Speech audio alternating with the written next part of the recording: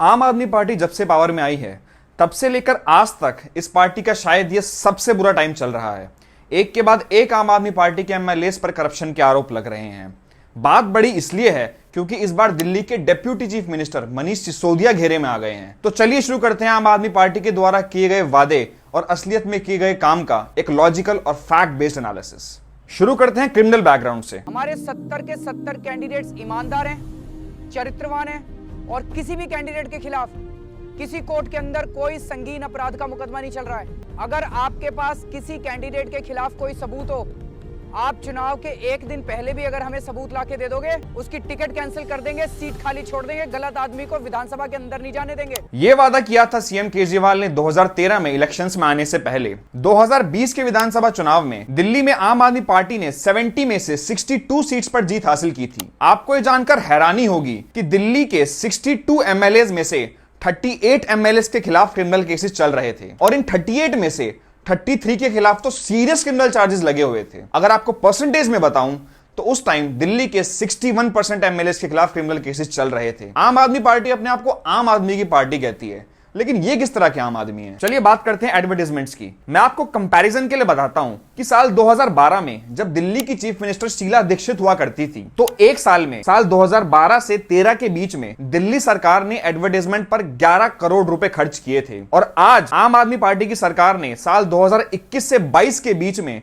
कुल 490 करोड़ रुपए खर्च कर दिए एडवर्टाइजमेंट पर। ये फैक्ट्स हमने खुद नहीं बनाए, बल्कि एक आरटीआई के जवाब में इन फैक्ट्स के बारे में पता चला है। आप लोगों को ये बात तो पता ही होगी कि आसपास के राज्यों में पराली के जलने से नवंबर के महीने में दिल्ली में पोल्यूशन बहुत ज्यादा बढ़ जाता है। तो इस पराली की दिक्कत से निपटने के लिए कुछ समय पहले आम आदमी पार्टी बायो डिकम्पोजर स्कीम लेकर आई थी। इस स्कीम में Indian agricultural research institute Pusa ने एक बायो डिकम्पोजर बनाया था जो पराली को सीधा खाद में बदल देता है। मजे वाली बात यह है कि साल 2020 से 2022 के बीच में दिल्ली सरकार ने सिर्फ 68 लाख रुपीस खर्च किए हैं इस डिकम्पोजर को खेतों में छिड़कने के लिए, जबकि इस स्कीम के प्रमोशन में, एडवर्टाइजमेंट में 23 करोड़ रुपए खर्च कर दिए हैं। यानी स्कीम में जितना पैसा लगाया उसके एडवर्टाइजमेंट में उससे 30 गुना ज्यादा पैसा लगा दिया। क्या ये पब्लिक के पैसे का मिसयूज नहीं है? आगे चलते हैं वुमेन सेफ्टी की तरफ। 2015 में विधानसभा के चुनाव के दौरान आम आदमी पार्टी ने अपने मैनिफेस्टो में कहा था कि वो दिल्ली को औरतों के लिए एकदम सेफ बना देंगे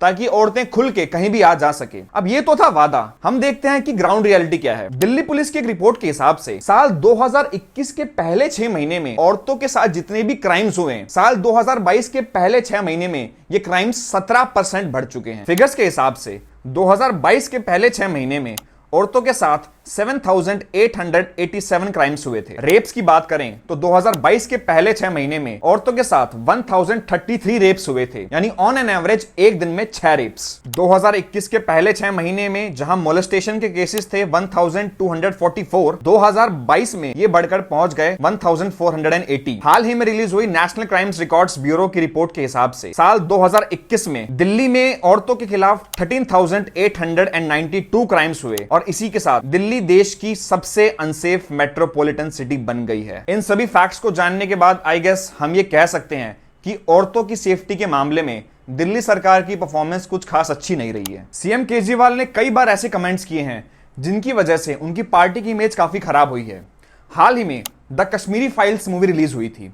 इस मूवी में कश्मीरी हिंदुओं के साथ हुए जेनोसाइड को दिखाया गया है। जब ये मूवी रिलीज हुई थी उस टाइम केजरीवाल ने इस मूवी को एक झूठी फिल्म यानी फेक फिल्म बता दिया। ये पोस्टर भी नहीं लगवाएंगे झूठी फिल्मों के। ये टॉपिक काफी सेंसिटिव था, तो as a sensible leader Kejriwal अगर इस मूवी के सपोर्ट में कुछ नहीं कहना चाहते थे तो एटलीस्ट इस मूवी के अगेंस्ट कुछ नहीं बोलना चाहिए था। लोगों ने केजरीवाल से काफी रिक्वेस्ट की थी कि वो द कश्मीरी फाइल्स मूवी को दिल्ली में टैक्स फ्री कर दे, लेकिन केजरीवाल ने तो ये जवाब दे दिया कि इस मूवी के डायरेक्टर को इस मूवी को फ्री में यूट्यूब पर अपलोड कर देना चाहिए। लोगों का गुस्सा तो तब उबला जब केजरीवाल ने 83 मूवी को दिल्ली में टैक्स फ्री कर दिया। 83 मूवी वो है जिसमें इंडिया के 1983 की क्रिकेट वर्ल्ड कप की जीत को दिखाया गया है। गुस्से का कारण यह था कि इस मूवी में एक सीन है जहां पर पाकिस्तानी आर्मी इंडियन आर्मी पर फायरिंग करना बंद कर देती है ताकि इंडियन आर्मी अपनी कंट्री के फाइनल मैच के स्कोर को सुन सके। यह इंसिडेंट बिल्कुल फेक है, ऐसा कुछ भी नहीं हुआ था और यह सीन सिर्फ पाकिस्तान को ग्लोरीफाई करने के लिए डाला गया था। हमारा अगला मुद्दा है ट्रांसपोर्टेशन, दिल्ली की एक low floor CNG bus total 12 साल चल सकती है, यानी इसकी एज लिमिट 12 साल होती है। 2021 में दिल्ली की 99% बसेस ओवर एज थी। 2021 में टोटल 3760 बसेस थी डीटीसी की, जिनमें से जो सबसे नई बसें भी थी वो भी कम से कम 6 साल पुरानी थी, और 656 बसेस तो ऐसी थी जो 12 साल से भी ज्यादा पुरानी थी, यानी अपनी एज लिमिट ही क्रॉस कर चुकी थी। दिल्ली में दो तरह की बसेस चलती हैं, एक है डीटीसी बस जिसे सरकार चलाती है, और दूसरी है क्लस्टर बसेस जिसे प्राइवेट प्लेयर्स चलाते हैं। 2010 तक दिल्ली में एक भी क्लस्टर बस नहीं हुआ करती थी, जबकि 2021 में 3240 क्लस्टर बसेस हो गई थी। वहीं डीटीसी बस जो 2010 में 6342 थी, वो 2021 में घटकर सिर्फ 3760 ही रह गई। यानी या तो सरकारी बसें कम होती जा रही हैं, या फिर उनकी हालत ऐसी हो गई है कि कभी भी खत्म हो सकती है। एक और मजेदार बात सुनिए, अगर आप लोग स्कूल, कॉलेज या अपने काम पर जाने के लिए सड़क का इस्तेमाल करते हैं तो आपको पता होगा कि दिल्ली में ट्रैफिक जैम की कितनी बड़ी प्रॉब्लम है। 2019 में सीएम केजरीवाल ने कहा कि उनकी पार्टी ने अपनी सरकार के पहले 4.5 साल में ही 23 नए फ्लाईओवर्स बना दिए हैं, जिनकी मदद से ट्रैफिक फ्लो काफी स्मूथ हो जाएगा। लेकिन उसी साल एक आरटीआई के रिप्लाई में पब्लिक वर्क्स डिपार्टमेंट ने कहा कि उन्होंने तो 2015 से 2019 के बीच में कोई भी नए फ्लाईओवर बनाने का काम शुरू ही नहीं किया है। ऐसा ही कुछ हाल हेल्थ सेक्टर में भी था।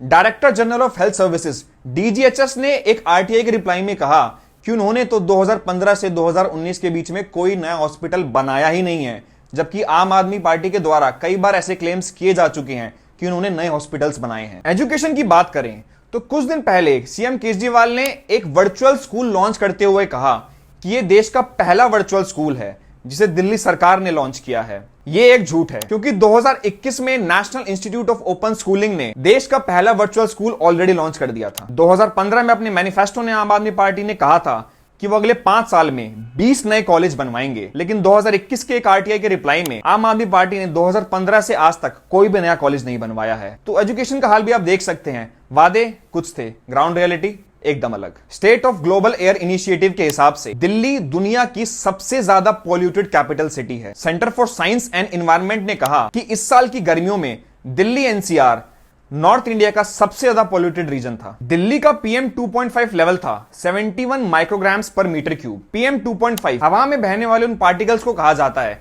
जिनका डायमीटर 2.5 माइक्रोमीटर से भी कम होता है। ये पार्टिकल्स गाड़ियों से, पावर प्लांट से और कई तरह की जगह से निकलते हैं। ये पार्टिकल्स इतने छोटे होते हैं कि हमारे नाक और मुंह के जरिए बड़े आराम से हमारे फेफड़ों तक पहुंचते हैं और अस्थमा, हार्ट अटैक, तरह तरह की बीमारियां कॉज करते हैं। सेंट्रल पोल्यूशन कंट्रोल बोर्ड ने पीएम 2.5 पार्टिकल्स का परमिसेबल लेवल रखा है 40 माइक्रोग्राम्स पर मीटर क्यूब, लेकिन दिल्ली एनसीआर में इसका लेवल था 71 माइक्रोग्राम्स पर मीटर क्यूब, यानी ऑलमोस्ट दुगना। दिल्ली सरकार ने न जाने कितने तरीके आजमा लिए हैं, लेकिन दिल्ली की पोल्यूशन है कि कम होने को राजी ही नहीं है। 2015 के मैनिफेस्टो में आम आदमी पार्टी ने कहा था कि वो अगले 5 साल में यमुना नदी को एकदम साफ कर देंगे, लेकिन कुछ रिपोर्ट्स के हिसाब से दिल्ली के हिस्से की यमुना नदी अपनी मौत के काफी नजदीक है। यमुना की हालत ऐसी हो गई है कि वाटर ट्रीटमेंट टेक्निक्स यूज करने के बावजूद भी उसमें कोई सुधार नहीं है, और पानी इतना ज्यादा टॉक्सिक हो गया है कि किसी भी काम के लिए यूज नहीं किया जा सकता। हमारा अगला मुद्दा है टॉयलेट्स। 2015 के मैनिफेस्टो में आम आदमी पार्टी ने कहा था कि वो दिल्ली में वर्ल्ड क्लास टॉयलेट फैसिलिटीज देंगे। 2019 में ministry of housing and urban affairs ने दिल्ली की 1200 टॉयलेट्स का सर्वे किया था, जिनमें से 19% टॉयलेट्स ऐसी थी जो गंदी थी लेकिन यूज की जा सकती थी। वहीं 36% टॉयलेट्स तो ऐसी थी जिन्हें यूज ही नहीं किया जा सकता था, इतनी बुरी हालत में थी। ऊपर से जितनी भी साफ सुथरी टॉयलेट्स हैं वो ज्यादातर दिल्ली के पॉश इलाकों में हैं, जैसे India Gate, ITO, Delhi University वगैरह वगैरह। वहीं जो झुग्गी झोपड़ियां हैं, इन इलाकों में टॉयलेट्स की हालत काफी ज्यादा बुरी है।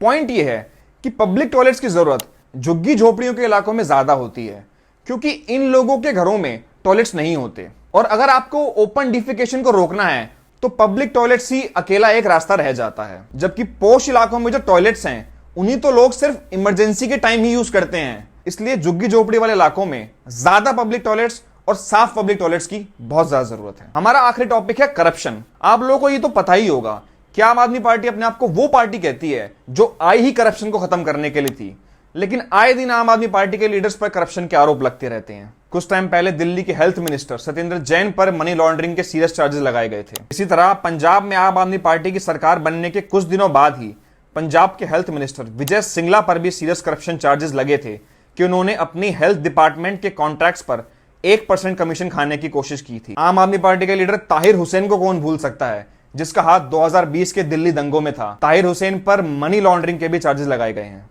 हाल ही में सीबीआई ने दिल्ली की कई सारी लोकेशंस पर रेड मारी है और इनमें से एक लोकेशन थी deputy chief minister Manish Sisodia का घर। दिल्ली के एलजी को एक रिपोर्ट दी गई थी जिसके हिसाब से मनीष सिसोदिया ने दिल्ली की एक्साइज पॉलिसी में काफी चेंजेस किए थे, लेकिन एलजी की परमिशन के बिना। इसी तरह कुछ प्राइवेट लिकर लाइसेंस होल्डर्स को भी गलत तरीके से बेनिफिट्स दिए गए थे। सीबीआई ने अपने एफआईआर में मनीष सिसोदिया समेत 15 लोगों पर क्रिमिनल कॉन्स्पिरेसी और प्रिवेंशन ऑफ करप्शन एक्ट के एलिगेशंस लगाए हैं। कुछ दिन पहले पॉलिटिकल एक्टिविस्ट अन्ना हजारे ने सीएम केजरीवाल को दिल्ली के लिकर स्कैम पर एक लेटर लिखा और कहा कि केजरीवाल सत्ता के नशे में धुत हो चुके हैं।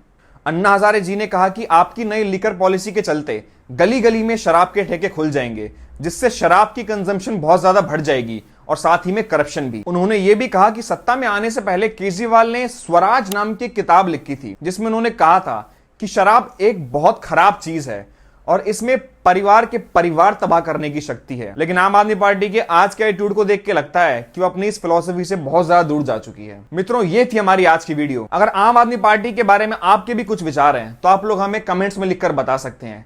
आई होप आपको ये वीडियो पसंद आई हो। इसे लाइक करें, शेयर करें और चैनल को सब्सक्राइब करें। अब मिलते हैं हम आपसे अपनी अगली वीडियो में। जय हिंद।